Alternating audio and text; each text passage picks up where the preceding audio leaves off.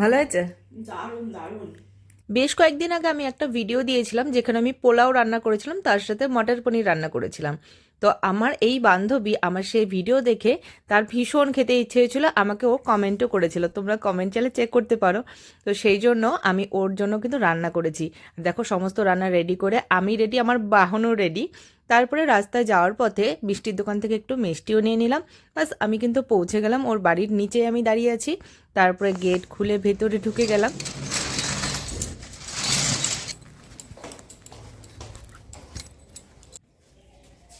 আর দেখো গাছগুলো কি সুন্দরভাবে লাগিয়েছে না?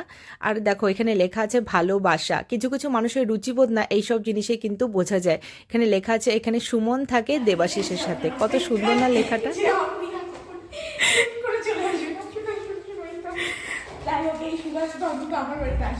হ্যাঁ একদম।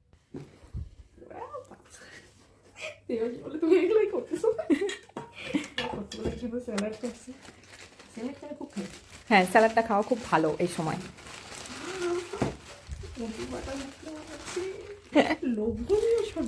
আমার মিষ্টি মিষ্টি। হ্যাঁ একটা শেষ পাতে একটা মিষ্টি মুখ। হ্যাঁ আমি মিষ্টি মিষ্টি খাইতে পারি না, আমার খুব দুঃখ, মানে খেতে ইচ্ছা করে। হ্যাঁ প্রথম দিকে বললাম এখন না, হ্যাপি, খুব খুব হ্যাপি।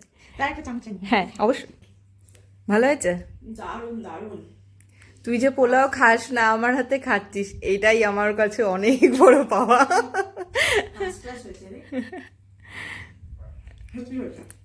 ভালো বলছিস?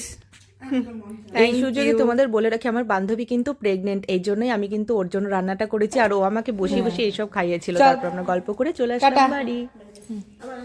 তারপরে আমার সেই টিফিন ক্যারিয়ারগুলোতে কর্তা গিন্নি দুজনে মিলে আমার জন্য কড়াইশুটির কচুরি আর আলুর তরকারি পাঠিয়েছিল, যেটা ভীষণই ভালো হয়েছিল খেতে। আর তোমরা কিন্তু সবাই সুমন আর ওর ছোট্ট আপকামিং বেবিকে কিন্তু আশীর্বাদ করো যেন সে সুস্থভাবে পৃথিবীতে আসতে পারে। চলো আজকের ব্লগটা এই পর্যন্তই, টাটা।